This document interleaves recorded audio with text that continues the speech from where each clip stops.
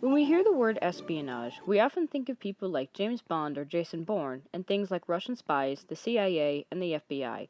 So, what is it really? By definition, espionage is the practice of spying or of using spies, typically by governments, to obtain political and military information.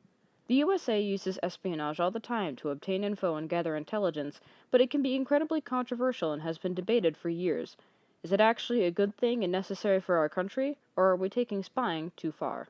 Most or all of the people who work in the field of espionage and intelligence are in the U.S. intelligence community, or IC for short. It consists of 17 member agencies, including the FBI, Department of Homeland Security, NSA, and the CIA. The role of the IC is to collect and assess international information regarding terroristic or narcotic related crimes and activities, hostile threats from foreign powers, or carry out special orders that the President can give if it will protect U.S. security and interests. This all seems like it would help the US keep us safe and sound, and most times it does.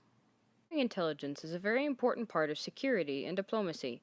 In this new information age, it is helping battle terrorism.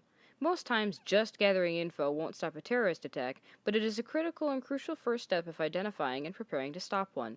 If the US didn't have things like the NSA or CIA, most attempts at terroristic attacks in the USA could be carried out with ease. More importantly, it is crucial in our homeland defense and security.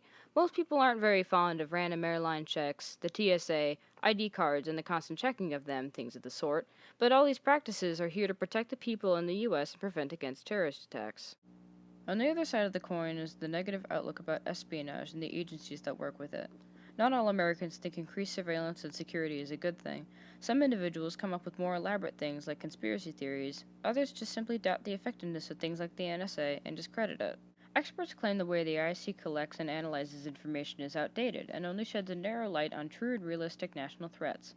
Agencies like the CIA are described as bureaucratic and sluggish, and the information that is supposed to be analyzed moves slowly up the structure before it is finally distributed or fully understood. A bottom up model for intelligence analysis is much more efficient and successful, but government agencies use a top to bottom model, striking most as incompetent and, as said before, outdated. Furthermore, people that enter into these agencies are trained not as experts, but just more bureaucrats, with the Brown Commission stating, while there are some analysts in the intelligence community who are nationally known experts in their respective fields, they are the exception rather than the rule. People today are mostly unaware or oblivious of the fact that they're always being monitored, watched, and tracked from all corners of the globe, mostly from the US. After the 9/11 attacks in New York, we as a country realized that security needed to be improved and redesigned. Along with things like TSA and more surveillance cameras, the gathering of intelligence improved from all different sources, and some people believe this keeps us safe. Others believe the constant security is just an invasion of our own privacy and needs to be toned down a bit.